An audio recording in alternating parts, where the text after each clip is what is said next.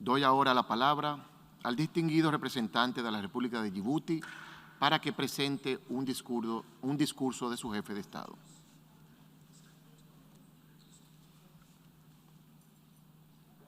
Mr.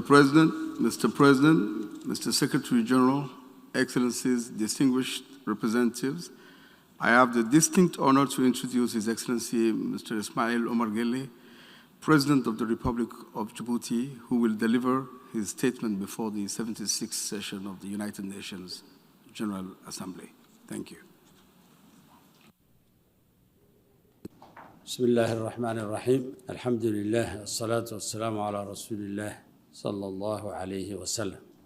Monsieur le Président de l'Assemblée générale, Excellences, Mesdames et Messieurs les chefs d'État et de gouvernement, Monsieur le Secrétaire général des Nations Unies, Mesdames et Messieurs, Monsieur le Président, je souhaite de prime abord vous féliciter très chaleureusement pour votre brillante élection à la tête de la 76e session de l'Assemblée générale. Nous adhérons à la vision fondée sur l'espoir que vous avez articulée et que nous en sommes convaincus vous déploierez au cours de votre mandat. Je vous exprime mes vœux de succès et vous assure du plein soutien de mon pays. Notre gratitude va également à l'endroit de votre prédécesseur, M. Volkan Bozkır, et nous le félicitons pour son extraordinaire engagement au cours d'une année éprouvante, difficile et incertaine. Je souhaite également exprimer notre profonde gratitude au secrétaire général pour la soumission de son rapport intitulé « Notre programme commun ». Nous saluons l'analyse pénétrante des menaces qui pèsent sur la planète, la prospérité et la paix mondiale qu'il contient et les recommandations pertinentes pour une sortie de crise. C'est un appel à l'action urgente et au sursaut collectif qui constitue un effort important visant à jeter les bases d'une coopération internationale renouvelée et fondée sur la solidarité. Monsieur le Président, Monsieur le Secrétaire général, Excellences, la pandémie du Covid-19 continue à avoir un impact dévastateur sur les populations. Elle a fortement affecté les indicateurs sociaux, remis en cause les progrès vers l'atteinte des objectifs du développement durable et aggravé l'extrême pauvreté. Elle continue de peser sur le système sanitaire des pays dans un contexte de rareté de vaccins et de désinformation. D'où l'urgence d'un plan de vaccination mondial avant que les variants actuellement en circulation ne mutent et ne remettent ainsi en cause les gains obtenus jusque-là dans la lutte contre le Covid-19. À Djibouti, nous avons pris immédiatement la mesure du danger et avons mis en place, dès l'apparition des premiers cas, un dispositif de gestion et de riposte qui a permis de contenir la propagation du virus. L'apparition des variants a induit une adaptation de la stratégie.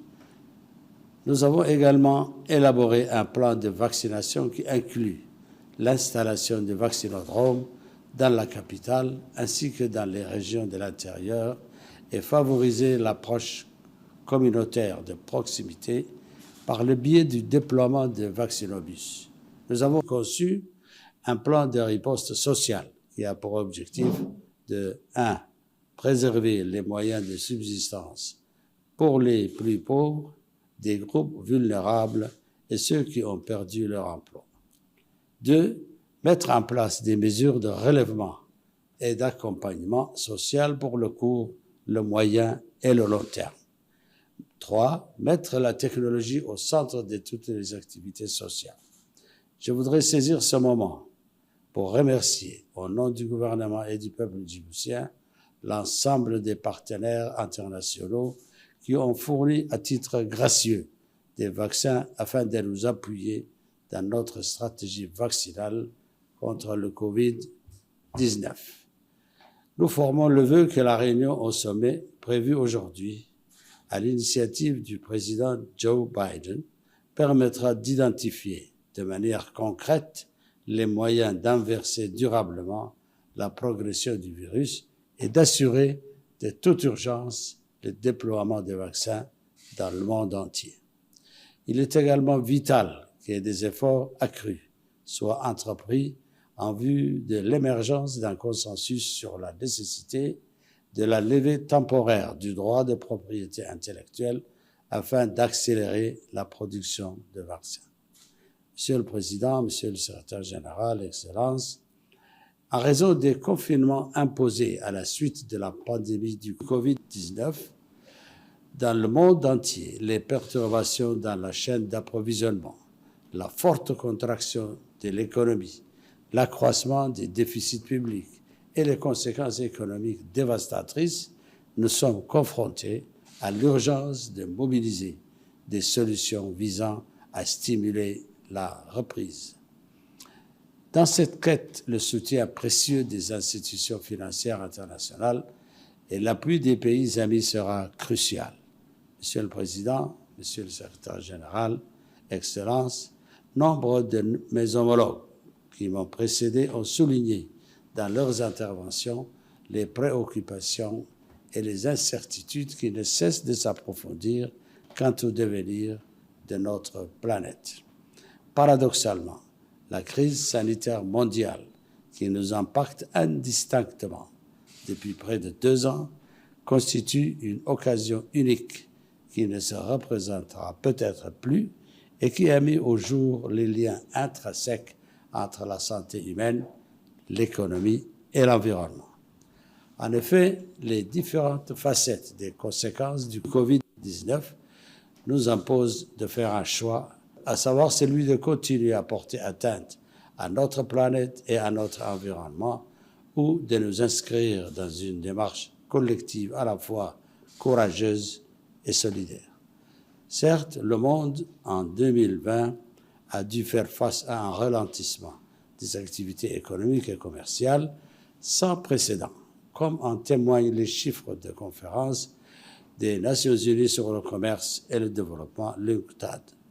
À ce sujet, permettez-moi d'en souligner certains d'entre eux. Chute de 42% des investissements directs étrangers, contraction de 20% du commerce mondial, quadruplement du prix du transport de conteneurs. Au niveau environnemental, il a été enregistré une baisse importante des émissions globales de gaz à effet de serre, participant ainsi à un ralentissement de la détérioration de la couche d'ozone. Afin de faire face au risque d'écroulement économique, près de 12 000 milliards de dollars ont été investis pour contrer les effets économiques du Covid-19 par les gouvernements à l'automne 2020. Plus que jamais, en raison de la multiplicité des effets dévastateurs du changement climatique, comme les sécheresses prolongées, la multiplication des ouragans ou encore l'élévation du niveau de la mer, les températures extrêmes, les inondations et même l'invasion de criquets pèlerins, pour ne citer que cela, nous avons l'impérieuse obligation de repenser nos actions.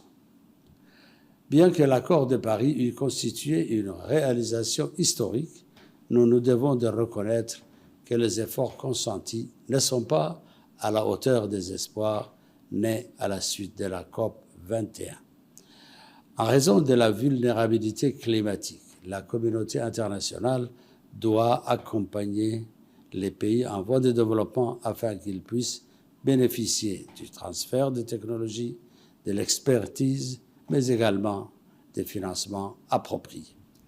Aussi, permettez-moi à cet instant de saluer à nouveau l'annonce intervenue en janvier de cette année et visant à l'octroi de 5 milliards de dollars en vue de participer à la restauration des paysages dégradés, améliorer la productivité agricole et renforcer les moyens de subsistance dans le cadre de la Grande Muraille verte reliant Dakar à Djibouti et passant par 11 pays. Il nous semble que le Covid-19 constitue l'occasion unique pour enfin jeter les bases de sociétés plus égalitaires, plus respectueuses de l'environnement. Il nous faut saisir le momentum afin de pouvoir reconstruire en mieux nos sociétés, nos économies et redéfinir notre interaction avec notre planète. Monsieur le Président, Djibouti demeure engagé à construire un avenir meilleur, une paix durable et une intégration économique et régionale forte pour le bénéfice de nos populations. Elle déplore que les efforts que nous avions déployés en vue de la normalisation des relations avec l'Érythrée n'aient pu, à ce jour, donner les résultats escomptés. Comme le note le secrétaire général dans sa lettre en date du 30 juillet 2021, adressée au président du Conseil de sécurité, nous déplorons l'absence de progrès notable sur les questions en suspens, à savoir les différends frontaliers et le sort des 13 prisonniers de guerre djiboutiens. Nous réitérons notre appel afin que l'Érythrée accepte de résoudre ces questions par le biais du dialogue bilatéral, la médiation ou un arbitrage international contraignant. Nous exhortons également nos voisins érythréens à procéder au démantèlement du camp d'Andali, dans ce qui serait une mesure de confiance propice à instaurer un meilleur climat dans les relations entre les deux pays. Djibouti suit avec attention l'évolution de la situation en Éthiopie. Djibouti partage avec l'Éthiopie des liens historiques et a développé des relations bilatérales riches et fructueuses dans les domaines politiques, économiques et culturels.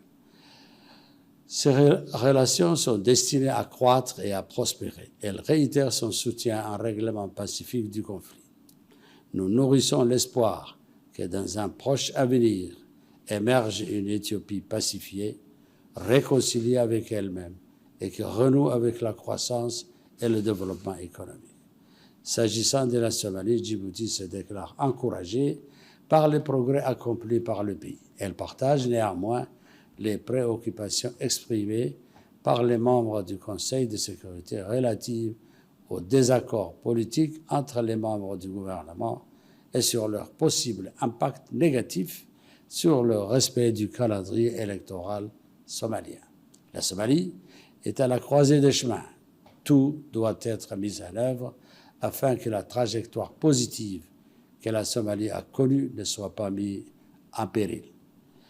Nous réaffirmons notre soutien à un règlement juste, durable du conflit israélo-palestinien et la création d'un État indépendant et souverain sur la base des frontières de 1967 avec Jérusalem-Est pour capitale. Nous condamnons l'expansion des colonies, les campagnes de démolition et de saisie des biens dans la Cisjordanie occupée, y compris Jérusalem-Est, ainsi que les actes de violence qui ciblent les civils palestiniens.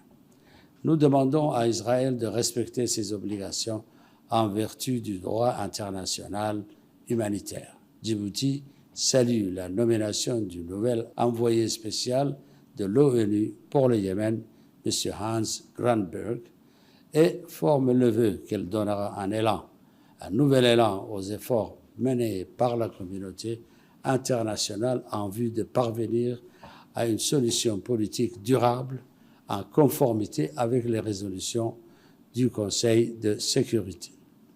Nous exhortons les Houthis à demeurer engagés de manière constructive dans le processus de paix et réitérons notre condamnation des attaques répétées visant l'Arabie saoudite. Nous réaffirmons notre vive préoccupation face à la menace d'une possible catastrophe écologique, maritime, économique et humanitaire que posent les pétroliers F-50 Safer. Il faut de toute urgence et sans condition donner les autorisations afin que les Nations Unies procèdent à l'évaluation et fassent les réparations adéquates dans le but d'éviter le scénario du pire et minimiser le risque d'un déversement de pétrole dans la mer Rouge. Je vous remercie de votre attention.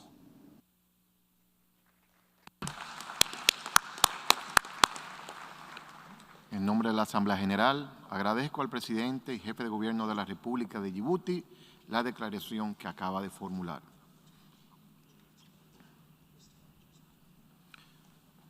Doy ahora la palabra al distinguido representante de la República de Kazajstán,